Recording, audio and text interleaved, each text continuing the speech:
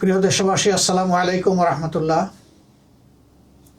আশা করি আপনারা যে যেখানে আছেন ভালো আছেন। আমি আজকে একটি গুরুত্বপূর্ণ বিষয়ে আমাদের নৈতিক একটি দায়িত্বের ব্যাপারে আপনাদেরকে সম্পৃক্ত করার জন্য আপনাদের সামনে হাজির হয়েছি।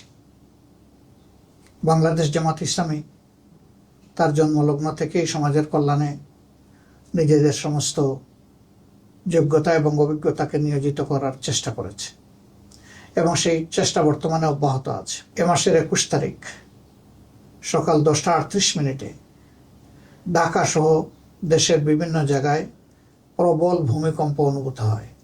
এতে এ পর্যন্ত আমাদের জানা তথ্য অনুযায়ী 10 জন মানুষ দুনিয়া থেকে বিদায় নিয়েছেন বিভিন্নভাবে আহত হয়ে। আমি তাদের আত্মার মাগফিরাত কামনা করছি। আরও অনেকেই আহত হয়েছে। কিছু সংখ্যক ঘরবাড়ি হেলে পড়েছে, কিছু সংখ্যক ঘরবাড়ি হেলে না পড়লেও তার ক্ষতি হয়েছে, কোথাও ফাটল ধরেছে, আবার কোথাও মানুষজন দারুণ ভূমিকম্প আতঙ্কের মধ্যে আছে। এই অবস্থায় আমরা আবার লক্ষ্য করলাম যে 31 ঘন্টার ব্যবধানে দ্বিতীয় আর্থকুয়েক আবার জনগণ এদেশে অনুভব করলো, যেটাকে আফটার শক বলা হয়। আল্লাহ তাআলা ভালো জানেন, তবে আমরা আল্লাহ তাআলার কাছে এই কঠিন পরিস্থিতিতে তার একান্ত সাহায্য এবং রহমত আমরা প্রত্যাশা করছি। আল্লাহ যেন সম্ভাব্য বিপদ থেকে এই জাতিকে হেফাজত করেন এবং আমাদের গুনাহ খাতা মাফ করেন।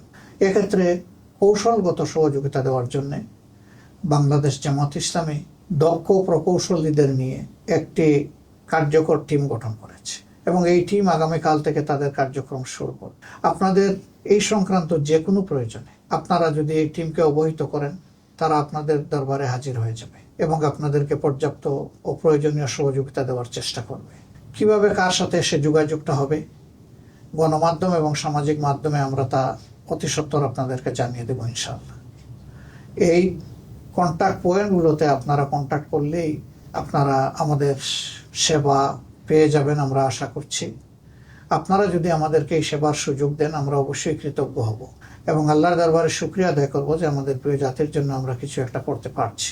তা আপনাদের সকলের সুস্বাস্থ্য, নিরাপত্তা, কল্যাণ কামনা করে এবং আমাদের সেবা নেওয়ার আহ্বান জানিয়ে আজকের মতো এখানেই বিদায় নিচ্ছি। আসসালামু আলাইকুম রহমতুল্লাহ।